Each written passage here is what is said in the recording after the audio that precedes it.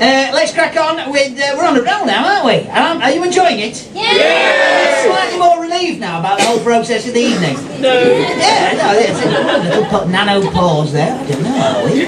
Let me think. But I promise you, you're going to enjoy the whole evening. Well, I say promise, obviously, you know, there's no money involved, just a promise. So I'm going to bring on the third act, ladies and gentlemen. No, I'm not. She's going to come on stage herself, by crikey. She's got a central nervous system. She knows how to use it.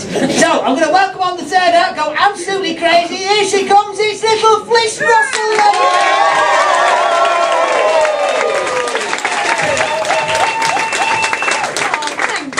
Hello, hi everybody. I'm Fliss Russell, that's my name, Fliss. Fliss is short for Felicity, which is a name that means happiness. Which is quite apt, isn't it? Yeah. Thank you, yeah. My parents tell me that they named me a name that means happiness because it was the happiest moment of their lives so far when I was born. Came as quite a blow to my older sister, which was born a year and a half before me and was just named Catherine. It's a lovely name though. They named her after the character of Catherine in Shakespeare's Taming of the Shrew. That's the Shrew, for those of you that haven't read it or seen it. But no, we generally just call her Katie now, just to lessen the pain. We very rarely call her Shrew. Not to her face anyway, no. And then after I was born, 10 whole years later, my parents had another little girl, and they called her Gillian, which means mistake. It doesn't really, no, she just was one. No, it is true, but we love it, it's fine. Yeah, so it's got me thinking about the meaning of names, and if I have children one day, I'm thinking I want to give them names that they really have to live up to, you know. I'm thinking if I have a little girl, I'm going to call her Poppy. Firstly, because it means successful, so there's a lot of pressure for her there. And secondly, so she can provide for my opium habits. That'd be good. And if I have a boy, I shall call him a name not just that means happiness, like me, but a name that everyone in the world measures their happiness by. I'm going to call him Larry. Because everybody knows, yeah, you've got it, no one is as happy as Larry, so we have to live up to that, isn't he? Yeah, anyway, enough about my fictional children. Something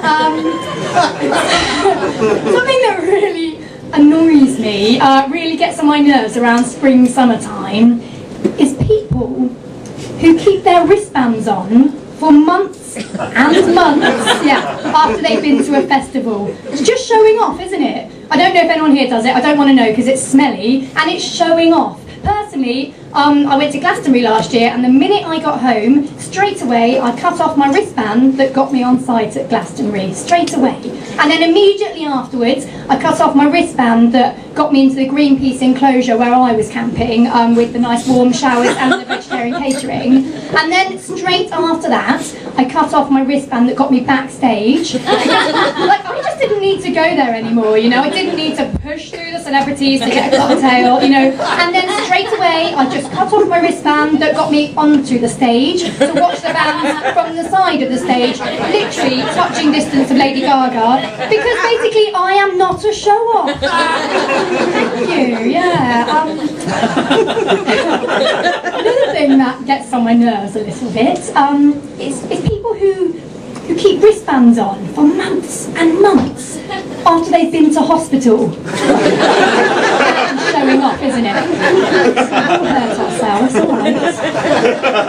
Show-offs. Yes, another little thing while we're on things that annoy Fliss, another thing that annoys me, it's people who reinforce negative stereotypes. You know, it's not nice, is it? Any stereotype being reinforced is not pleasant. One that annoys me the most, it's ugly ginger people. I'm allowed to say this, obviously, but I just think if you are born with ginger hair and you are not very attractive, you should dye your hair and bring down one of the other camps. You know, blondes and the brunettes. I know, it's true, isn't it? Yeah, just bring them down, crying out loud. And worse than that is the people that employ ugly ginger people just to work along really good-looking blonde and brunette people. you know, like the Spice Girls and Girls Aloud. Again, I'm allowed to say it. But I don't want you to think that I'm a gingerist, because I'm not. I've done a bit of research, and turns out that when little Poppy, my little drug dealer of a daughter, and Larry come along one day, there is a very good chance that one or both of them will have ginger hair. And I just want you to know out there that if I have a baby that is born with ginger hair, I will love it just as much as any other baby, okay? Any other hair colour. If I have a baby with ginger eyebrows, I will kill it. So, yeah, and on that note, I've been Fliss Russell. Lovely to meet you.